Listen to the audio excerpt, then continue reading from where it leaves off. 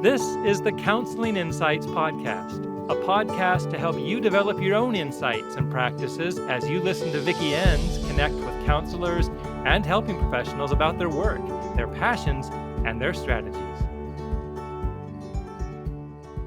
Welcome to another episode of the Counselling Insights Podcast. My name is Vicki Enns and I am your host. Today we're starting something new. We're starting doing not only audio but also a video podcast. So we're very excited for this new phase. So if you're listening to our audio only version, you can check out the show notes for today's episode where you'll find a link that will take you to our YouTube channel and find the video version. Joining me today is Jaicee Chartrand. Jaicee walks alongside others as the Senior Manager of Indigenous Services at Crisis and Trauma Resource Institute. She is guided by the principles of connection, reciprocity, and relationality. In her role, she collaborates with the leadership team to envision a shared future for the organization, bringing life to the Giwiidosendamin and Giwiidosendamin Certificate Programs through the lens of two-eyed seeing, a balance of Indigenous and Western ways of knowing. In today's conversation, Jaicee and I build on our chat from last year, and we explore the newer phase of Giwiidosendamin, We Walk Together. This builds on the certificate program Giwiidosendamin, Sitting Together with Two-Eyed Seeing. Jaicee gives us a flavor of the 5-day program. She helps us get a feel for this heart-centered approach that starts with relationship to the land, to ourselves, before exploring the hard conversations of trauma, grief, addictions, and suicide. And Jaicee shares her passion for how everyone can explore a two-eyed seeing approach. Welcome, Jaicee. Thanks for having me again. Yeah, I'm delighted to sit down again with you. We did this last year. We did this in October of 2024 for a former episode, so listeners can go and check that out if they're interested. And at that time, we were talking about the fairly new, I think, certificate program, Giwiidosendamin, Sitting Together with Two-Eyed Seeing. And from what I remember at the time, you were, I think, fairly immersed in it, lots of new learnings, and you were just getting really seasoned in your role there and already starting to dream about the next phase of it, which we're going to come back to in just a second. But I also know that there's been some developments for you in your role here at Crisis and Trauma Resource Institute. Tell us a bit about what you've been up to. As I've been immersing in finding my passion here, doing a lot of these programming, I have accepted the position of the Senior Manager of Indigenous Programs here at CTRI. And that's really allowed me to expand a lot of my curiosity and expand my learning and really be more immersed in a lot of these programming, as well as program development and challenging some structures and encouraging new change. That's been really, really exciting. Yeah, that is exciting. And tell us a little bit about just the department or the area, because I feel like that's been growing a lot just in general. Yeah, and with so much interest into a lot of our programs with the Giwiidosendamin program, as well as new developments that are on the horizon, our team is growing and our interest is growing. And so CTRI was looking for folks with new ideas, as well as passion for the growth avenues, as well as passion for the community and for the healing and for the opportunities that we're hoping to just open a few doors or a few questions and continue that good space in a trauma-informed way. Yeah, that sounds great. And so I'm curious, so your new role, Senior Manager of Indigenous Programs, sounds very serious. Very serious. I always like to ask the question, is there something that surprised you that you didn't see coming in that role? Just because I'm asking that because I think I've found every time I've started a new role, there's the idea of the role. This was a new position here, I think, right? Mm-hmm. But it only comes alive once it's actually inhabited by an actual person, which is you. Yeah, it's happening. When I was first sitting down with CTR to talk about what the role could look like, and the question was asked to me about what are your passions? What do you want to lean into? What kind of creative growth do you want to have?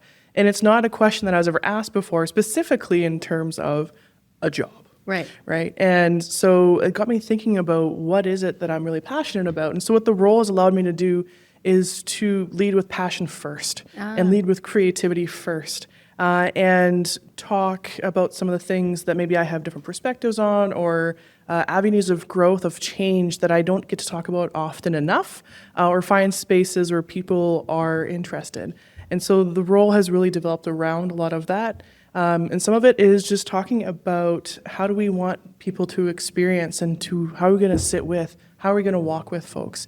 How do we sit with community? How do we sit in ceremony? What exactly are we trying to accomplish? But mostly, what are the feeling we want to sit with? Right. And then how do you encompass that feeling? And then how do you build a program off that feeling? And how do you have others and invite them in to come sit around the fire and experience a feeling with you? Right. And so this is a lot of what the role is and what the program is trying to do is start with connection first. Right. But a lot of it is not always that cognitive space of the Western world of you sit in connection. Yeah. A lot of it is a way of being and a presence of being. Yeah. And so then how do we start building a program with presence of being together? Wow. Yeah. So just a few small goals. Just a few small things Yeah. for creative minds to Yeah. sit with. No, that sounds really exciting. As well as opportunities to sit with elders and to really Right. hear and encompass a lot of what they have been saying. Right. And then now getting to sit with that and build with them in community Right. is beautiful. Yeah. Well, and it's neat because you're using the phrase "sit with" and "walk with" a lot, and just to come back to, again, last time we were talking about Giwiidosendamin, which my understanding is this is, you can obviously correct and build on this, but I think it's an Ojibwe word that means sitting together. Yes, to sit together. To sit together, yeah. And so that's kind of been the vision of, like you say, it sounds like it's central in all the programming, but also in that particular certificate program. Remind our listeners a little bit just about that program, since that's kind of where this started. Yeah, so Giwiidosendamin was the first one, and it is to sit with. It's from an Ojibwe word. And it comes from a place where we wanted to sit together and talk about trauma and talk about grief. And the elders that came before me with CTRI, folks who are working with CTRI, they had got together and had said, wait a second, a lot of the Indigenous worldviews are very similar, and maybe we should be leading with those views in some of our work. And how do they come together? Yeah. And so people had sat together and said, we can sit in a program and have Indigenous worldviews be very valid and be seen and be heard as we are talking about Western constructs like grief and trauma. Right. And so this is where it started. And the nurture that has happened to the program has shifted and grown. And so now we have it right across the country. Sometimes it's public offerings, sometimes it's private offerings where companies or businesses or communities ask us to come in. And so that one's really grown a lot of interest. Yeah, that's really exciting. That's great to hear. And so when we talked about this last time, you did at that time introduce kind of this new seed of an idea. I think it was fairly new at the time, of kind of a next phase or a next training that builds on Giwiidosendamin. Yes. And so from being in community and doing Giwiidosendamin programs, there was a lot of more questions that had to be answered. Yeah. And so people are asking us, what about the impacts of suicide? How as a helper do I navigate that? Right? We are seeing a lot of addictions in our communities. Right. Where do I start? And even though those are both encompassed with grief and with trauma, there is an idea in there going, there's a really big bulk of conversation that can happen just on those two subjects. And so last time we were talking about Giwiidosendamin, and that program has been built off of connection, sitting together, connecting with land, connecting with self, first as a helper, and then how do we fully show up in connection with ourselves to connect with others in those deep places of addictions, of suicide conversations, right? And then how do we have conversations with folks who are in the depth of that experience together? Right, yeah. So I want to slow us down just for a minute, because just as you were saying that, I was noticing how we're just talking along about these topics of trauma and suicide and grief and addictions. And as you were saying in the beginning, and you and I were chatting before we started recording, you know, that this isn't really a cognitive endeavor. And so I'm wondering, can you try to give us, what does it feel like to be sitting in those rooms? Big question. That is a very big question.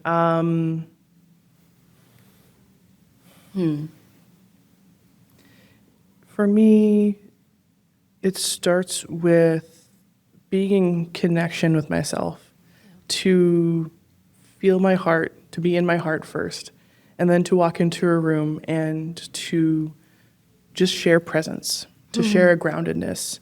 I'm hoping to share a comfort. right? And I want to invite other people to come in and just sit with and to breathe, to be in that space. And now I don't want to use words like safety. I don't want to place that on other people. Right. If people are feeling connected and if they happen to feel safe, that's an honor that I want to sit with. But it's not something that I open up with and say, this is a safe space, right? Right. But I do want to open up and I want to start with connection, right? I want to be in connection with people. And it's not a cognitive thing to go, okay, we're going to have connection today, right? Right. Connection in a most genuine, authentic, grounded way comes from that heart space. Yeah. And for me, it comes from that old teaching of the longest road, right, is connecting from your head into your heart. And many times in my life and in my work, I'm thinking with my head. I'm too cognitive, and I'm thinking about all the things and putting the puzzle together. Yeah. Meanwhile, I'm going, wait a second. I haven't breathed into my own chest, right? I haven't felt what home feels like behind my ribs. And so to sit there in that moment in my heart and to be able to share in, I'm going to say, in my own wholeness. And if other people need to borrow some of that, I want them to come sit with. Right? And so to me, that is where I start with my programs, is to inviting you to come sit around that fire. Right? Yeah. And I use that phrasing of come sit around the fire because it's not just one people's, right? It is all people's. It is all perspectives. Right. And so to come and just sit, to learn, be curious, to breathe with, that coming together and just sitting. And maybe it's just a very casual conversation. We don't have to talk about grief and trauma and addictions, right? But just to come and sit around together and breathe and feel an in-connection space. Yeah, that feels and sounds like a really different way Absolutely. to enter into a training day. Yes. Right? Yes. And I'm when you just what you were just saying, that this is about all peoples, and I mean, I just want to kind of maybe lift up that I think that's the other layer that's at the core of this certificate program, right? Is that you're in these trainings, in these days with people, you're exploring this idea of two-eyed seeing, of blending these different ways of seeing the world and sitting together. And you and I talked a lot about that. That's in our last conversation last October. But I'm curious, what are you continuing to learn about that? Or what have you, I think one of the questions you suggested, which I think is great, is are there things you've needed to unlearn or that you see, maybe not just you personally, but with the people that are coming? Yes, Yeah. yes. And the first thing that comes to mind when you ask that is to deconstruct what safety feels like from a Western construct. So as a facilitator walking into a room, I'm going to say since grade 3, I remember getting in front of the class with my piece of paper and reading what I wrote and giving a little presentation about my summer or whatever it might be, right? Yeah. And so, I've grown in that space of, university classes into a facilitator now of relying on notes and a workbook and a PowerPoint. And that feels very safe to walk into a room as a facilitator to do that. Now, I still sort of lean on that, but then I started questioning other pieces around it, going, but is that all I bring as a PowerPoint and a workbook to a training? And being able to have a different way of looking at this and deconstructing what learning looks like or could be is going, I have to step outside my comfort zone of Western learning and lean into being in circle together, lean into sharing authenticity, lean into becoming vulnerable or sharing a vulnerable story. And it doesn't mean sharing trauma story, right? But the way that we introduce ourselves alone can be vulnerable and different in a way that still feels safe and comfortable. And so this is where I really appreciate being in this role of having that creativity to go, where is that place and how do we sit there in that and connect with each other just by introductions without asking people to step into a place that feels like it's unsafe. Yeah. And I'm sure it's different every time, but I'm very curious, how do you see, how are people responding? How do they cope with? I imagine some are, it's like, where's the agenda? Like, what's going on? Yeah, the first day, people are waiting to get to it, waiting for me to turn the PowerPoint on, waiting for me to tell them what activity we're doing on page 6. And they kind of wait and they wait and they wait, and at the end of the day, they go, wait a second, what's happening here? Right. And the response in that is also that I didn't realize what I was walking into for a training, but also this is what I needed, right? As a helper, to learn in a different way, to maybe have curiosity, Right. to sit and have other perspectives in a room where I can just listen, Right. right? And also, I can also share my perspectives, and it's all equally valid. I talk about being very much a collectivistic trainer, where, I will bring opportunities for conversation, I will bring my own curiosities, and I also really invite other people to share their wisdom, because I only carry one journey. I can share what's in my bundle, but I'm not going to share what's not in my bundle, right? And that's both from a Western lens of learning. So I'm not going to talk about clinical mental health pieces that I'm not familiar with or things that I don't know. I will say, I'm not sure about that. Anybody else know? Or maybe we should look it up. Or, at lunch break, I'll call somebody I know who's really interested in this sort of thing. So I won't share what I don't know, but at the same thing, I also won't share what I don't carry as a part of my bundle either. And so bringing your whole self back into that space again is really, really important. You there was a little phrase in the middle there of what you said. You said collectivistic training. Yes. Yes. So is that, you mean it like drawing on what everybody's bringing into the room? Right. Okay. So me coming into a space does not mean that I am the only knowledge holder. Right. Right. Yeah. And I'm going to have some things I'm going to say that are mostly on topic about the day and, maybe bring some learning into the room. Right. However, I am not the person who only holds knowledge on that. Right. We're all here because we're interested in this topic. So other people have knowledge in that as well.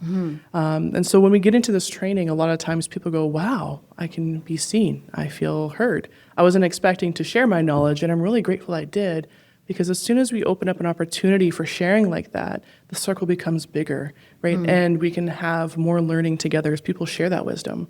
And this is where I like sharing light bulbs, because I get to learn every single training by opening up to the group to share wisdom. I also get to receive wisdom. So I get to be a learner as well. And the more that I get to have those opportunities, I'll share light bulbs. I never thought about that. That's an interesting experience. Right. I didn't realize that maybe I had a block in my thinking, and that story, that piece somebody else shared, opened it up for me into deeper learning. And then we can continue to have deeper learning as a group. Right. And that's sort of the deconstructed way, and that idea of stepping outside of safety and leaning into some vulnerability for me. But then also what that produces is that as a training group, we have conversations together, right? We learn together. And I think that's really strikes a lot of our participants and people that come in, is that they're expecting to have somebody there with a PowerPoint, maybe at a podium, to speak at them all day. Right. Whereas these conversations are having people come in and we're having conversations together and sharing wisdom together. And it's a really big impact for a lot of the folks that come sit with us. Yeah, I can imagine. Well, and I'm thinking too that when you say it's about conversation and inviting people to share their that you're not coming in just with one idea of this is what we're all going to learn today. That also means you might be opening up the room to a whole lot of different perspectives, a whole lot of different viewpoints. Oh yeah, we sure are. Are there any examples that come to mind, or just experiences where you really heard people kind of bringing different ideas, and that was part of what everybody had to navigate together? It's hard to put my finger on just one. I was over in Montreal with a group doing a Giwiidosendamin program, and part of that group felt really divided in the room on perspective. And, I seen an opportunity to go completely off script, but have a conversation about reconciliation. And one of our CTR facilitators, Heather Woodward, had introduced me to the idea of being a bridge, right? And so the responsibility as an individual, being a bridge into reconciliation, right? We can't stand on opposite sides of the river and just call out to each other, right? We have to build that bridge together to meet in the middle. And so for us to be able to cross that bridge, it needs to come from a space of safety, a space of connection, a space of togetherness. And so it's really got me thinking about reconciliation a little bit differently. And so now for me, it's the question for myself is, how do I be a bridge? How can I be a bridge? And being a facilitator in a space really is a great opportunity to be a bridge for many different conversations. So I think that's one really impactful learning that I've had is, sitting in that room and then having the opportunity to practice having that conversation and then being a bridge into reconciliation to see each other. And so Right. how are we showing up for each other in a space of reconciliation? But then for me, in a more tangible way, is how do I get to be a bridge today? And I really love that opportunity to do that. Right. So when you talk about reconciliation, then that brings to mind that you're in each of these groups. It's a blend of people of Indigenous heritage, people of non-Indigenous heritage, all kinds of different heritages. Yeah, who's showing up in these rooms? Because I think I don't know this obviously, but I'm imagining that people might look on our CTRI website, look at these programs and think, oh, those are it's specifically for Indigenous people, or Yes. only folks that work just with Indigenous people. Right. Yeah. What are you finding? It's everybody. Yeah. It is everybody. We've had folks who are not even in the workforce anymore. They're retired. They Yeah. want to come in. They want to sit with. We have elders that come in specifically from the community because they want to sit with. They're curious. It's for their own stuff. We've had people come in for their own growth. I've had people, there is one particular individual, and they have come to 3 Giwiidosendamin Oh, that's great. just to sit and circle in Yeah. that connection. Yeah. And I'm not sure, at first I was like, I'm not sure what this person's getting. But then they Right. keep coming back. And so the more and more that they're coming back, the more that they are opening up and having an experience. And so I'm Yeah. going, this person is exactly where they need to be Right. for the second Yeah. or third, maybe Right. even fourth time. Yeah. Right. And always welcoming that in because there's so much growth and learning to happen. And so Yeah. maybe it's just about sitting in circle together. Right. Right. And so it's not just about helpers. It's not just about folks with Indigenous heritage and background. Right. It is everybody who's Right. curious. And quite frankly, personally, I've had so much growth from this. So Yeah. I'm a strong advocate of everybody should come in and do these programs, at least Yeah. one. Right? Because it's a different way of seeing and looking at the world Right. and how we see each other in connection again. Right. So if we take away all that cognitive and Western learning and go, but can my heart see you? Right? And this is that space of where we start with empathy, right? Yeah. Where we start with curiosity, where we start with changing conversation. And sometimes that's in our own families, in our own homes, or with our friend groups, right? And it doesn't have to always be about, how do we engage in reconciliation, but rather than how am I engaging in seeing another human, Right. Right? And I think that is a conversation that should be had across the board. Right. Absolutely. It's so Yeah. needed. Yeah. Yeah.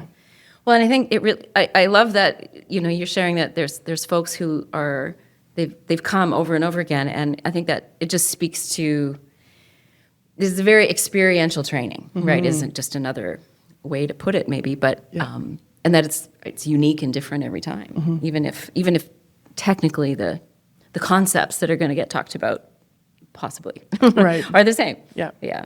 Yeah, and I often talk about, I don't feel like I need to sell people on the program, right? Yeah. I think that most people have experienced grief.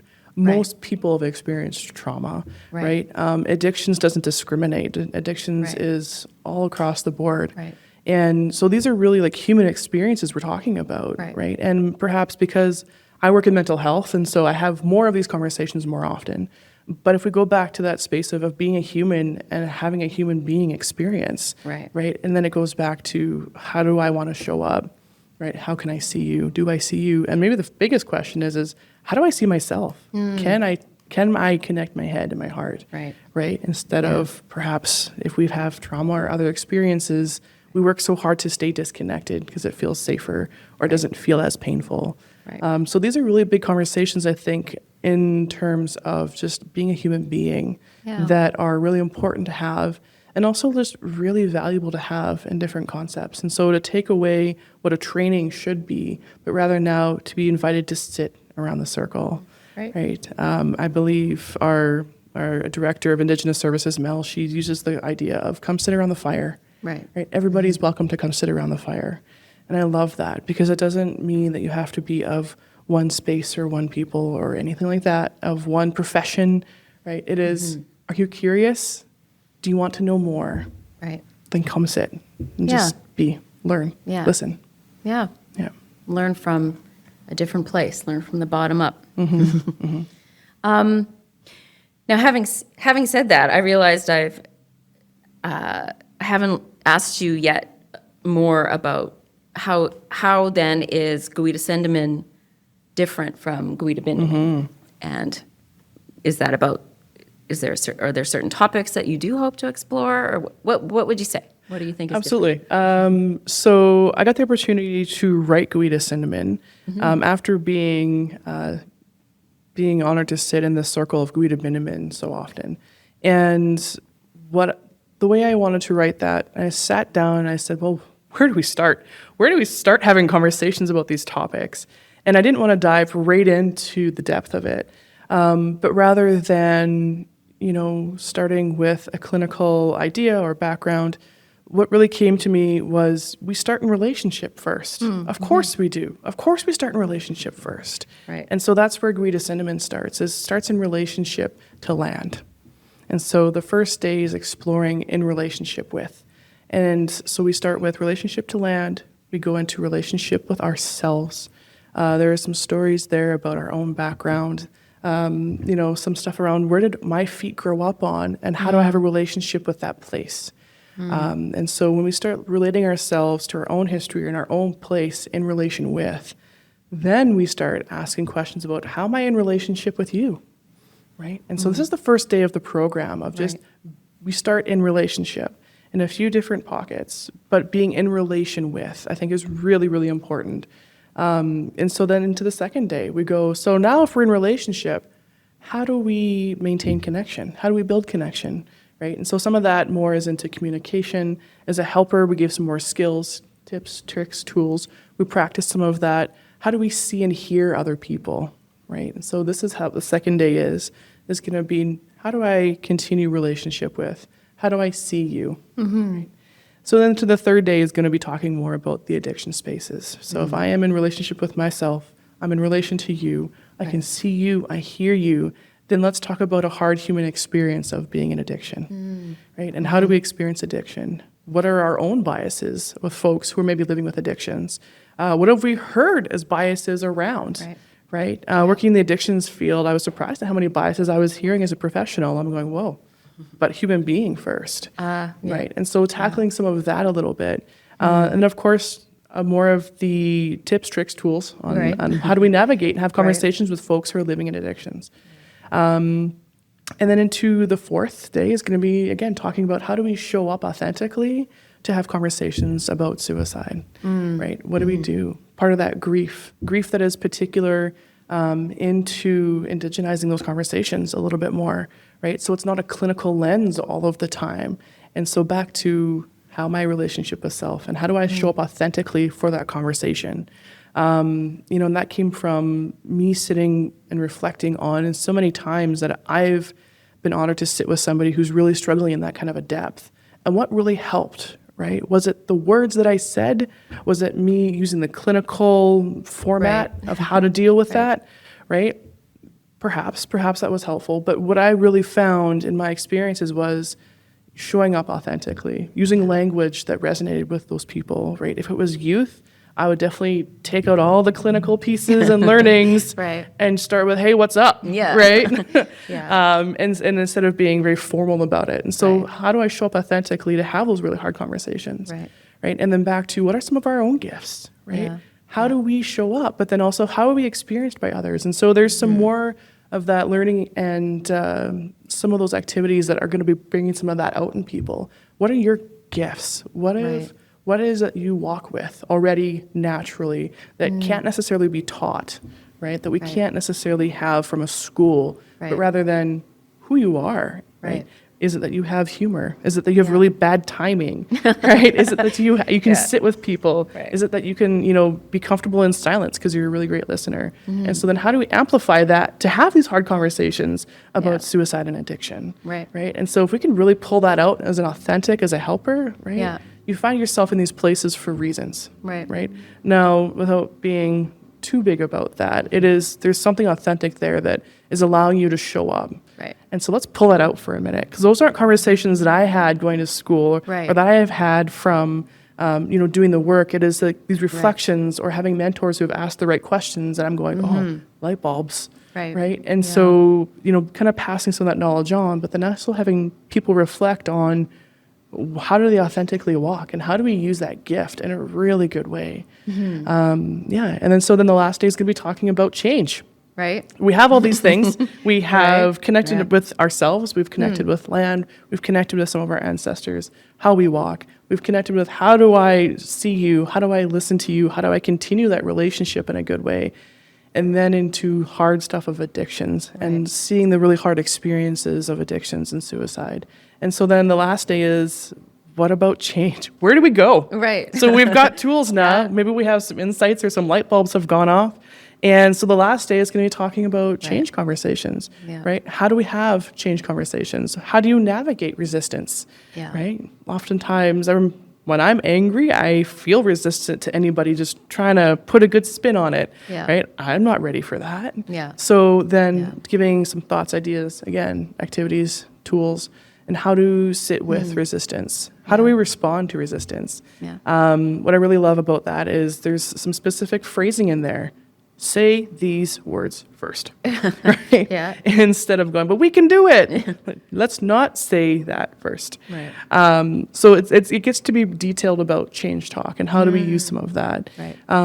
So that makes me really excited, right? Yeah. So we started with being in relation, Yeah. and we're ending with how do we create change, and how do we create change from their own intrinsic motivations and Yeah. not from external pieces, right? And I've seen a lot of that with youth is like, we'll use external pieces for change, but there's not intrinsic shift happening, Right. right? So then being in relationship with saying some authentic spaces, Right. right? How do we create change within somebody where they feel motivated to change, right? And not even change, they feel motivated to stay connected is Right. really where Yeah. that conversation goes to, Yeah. right? Yeah. And it's not about how do we change people, but then how do we be in relationship with people again Yeah. through these hard human experiences. Yeah, yeah. Thank you for that. As I listen to you describe, kind of give us that whirlwind tour of the week, or just the process. I'm struck by how it does really start. Like I can hear and feel how it's really connecting folks, like as participants, to their own hearts first. Like you said this yourself, but you know that it's not inviting people. It's not starting up in the head and that's where we're going to spend the whole week, right? It really starts people at the heart level, and then from there going into these Yeah. hard conversations. That just really, that really strikes me. And it's interesting because, I've been in the counseling field a long time. I've been doing trauma healing work a long time, and we talk lots about protecting our hearts, I think. Well, maybe we don't talk about it a ton, but it's something that gets talked about, like vicarious trauma, or how do we take care of ourselves, and burnout and all that worry, right? And so it's an interesting way in, right? To like first go in and open up your heart. So I love that. Yeah, we're doing the heart work. Why Yeah. are we ignoring the heart spaces? Right. Yeah. And I think as you're talking, I think about the opposite of addiction is connection. Right. And so I hear that a lot in the clinical spaces, Yeah. but not a lot about how do we get into connection. You mentioned vicarious trauma. A lot of the vicarious trauma spaces, how do we protect ourselves or have some of those protective factors of vicarious trauma? And it's through connection. Right. Right. And so it's through vulnerability, it's through connection, it's through sharing those spaces with people. Yeah.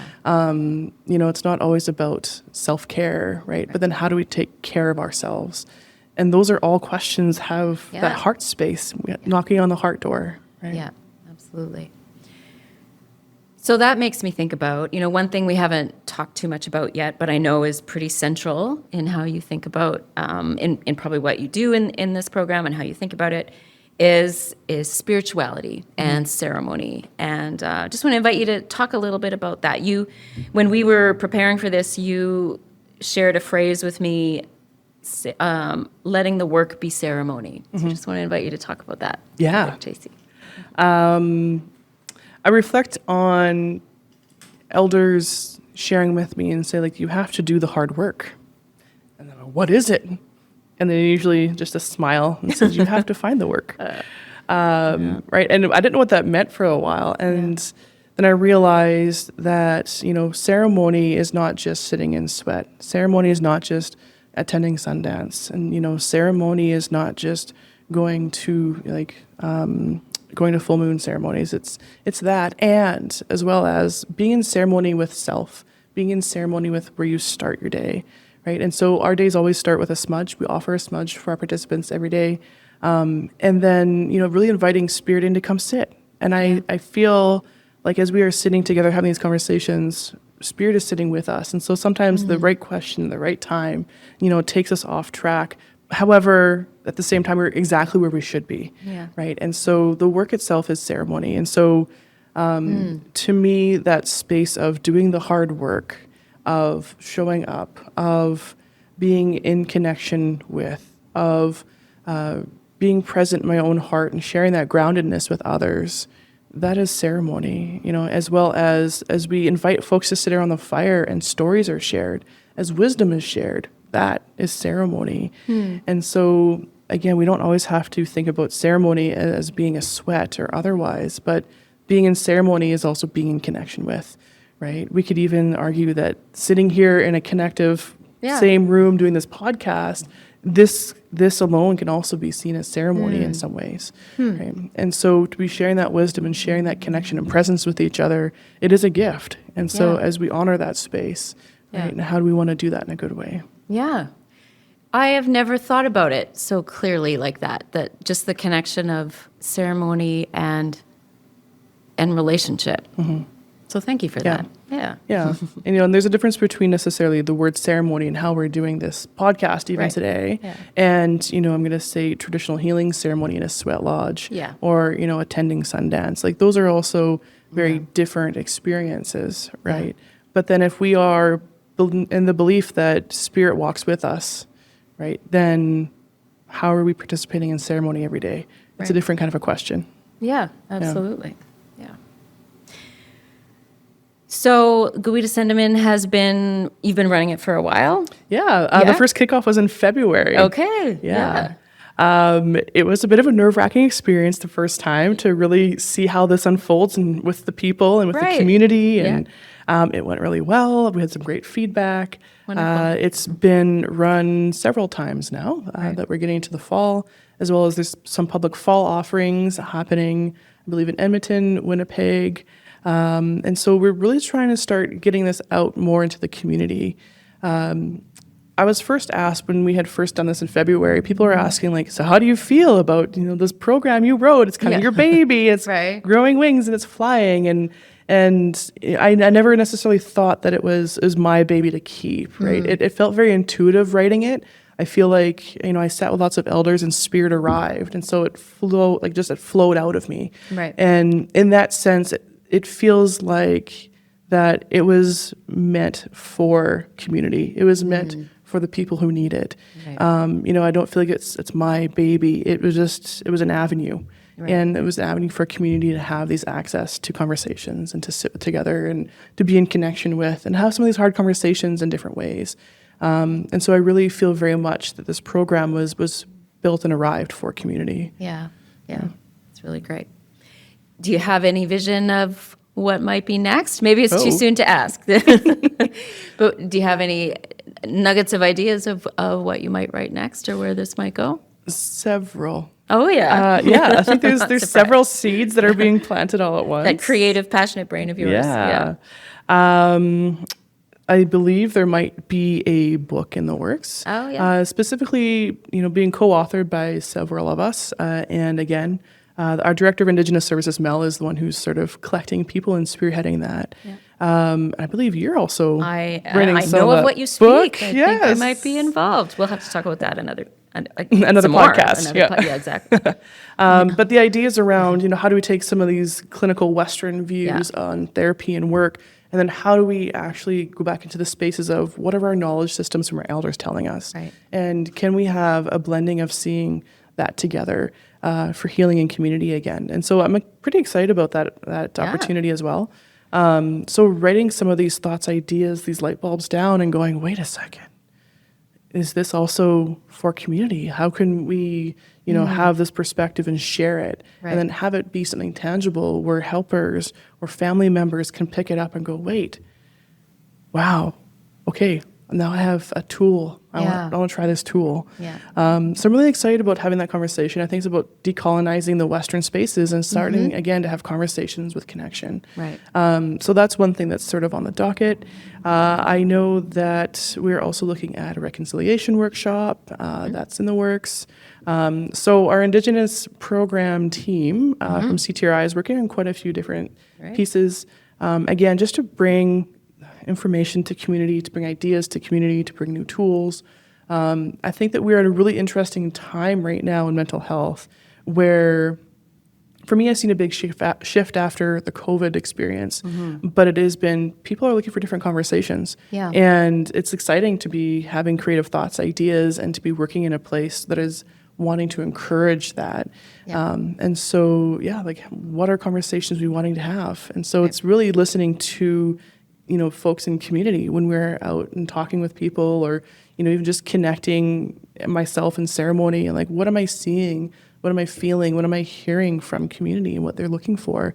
And where's an opportunity to just share knowledge? It really is what it is. How can I continue to share my bundle? And, where's an opportunity for me to welcome people in to share theirs? Yeah, that's great. So maybe as one last question for you, Jaicee. I always like to try to make a connection to our broader audience because, I hope people listening, as you've explained really well, kind of described the program, and as you said earlier, kind of think it's relevant for everybody. But there's probably many listeners who may not have a chance or be able to participate. So I'm wondering about if we broaden it to again, one layer that we talked about of kind of at the heart of this is exploring two-eyed seeing. And so I'm curious if there's something you would hope everyone would, maybe it's just a question to ask themselves or something to understand about what two-eyed seeing is that you would kind of hope anyone in a helping kind of role might spend some time thinking about. Yeah. Initially, the conversation around two-eyed seeing started with Elder Albert Marshall, who is out in Nova Scotia, Cape Breton, I believe, specifically. And he says, seeing with both eyes. One is going to be through the Indigenous worldviews and knowledge, and the other eye is the Western worldviews and knowledge. I think that's the real baseline of that conversation. Yeah. I think there's much to say about a two-eyed seeing approach in conversations, but really in that same view, it's not just about only one eye, right? If we were to see the world, there would be eyes all around that, multiple perspectives. And for me, that really means, am I hearing other people in their perspectives, right? And especially in the mental health world, if I have one tidbit of trauma information or how I should approach trauma with somebody, and I talk to somebody else and they go, oh, well, you shouldn't approach trauma that way. Best practice means this. But then I'm going, but in an Indigenous worldview, am I actually listening to elders and how we would approach trauma in that cultural way, in that trauma-informed way, especially given the history and the harms of that history. And so to me, the two-eyed seeing approach is about really expanding, can you hear other people? Right. Are you seeing other perspectives? Checking my own biases. Right. And if somebody calls me an unconscious bias, for me not just to dismiss it immediately, but then to go, oh, wait a second. Am I thinking that way? Am I acting in that way? Do I need to shift something? Right. And so for me, that all encompasses this two-eyed seeing approach of going, am I hearing other perspective? And that, everybody gets to sit around the fire and have a voice.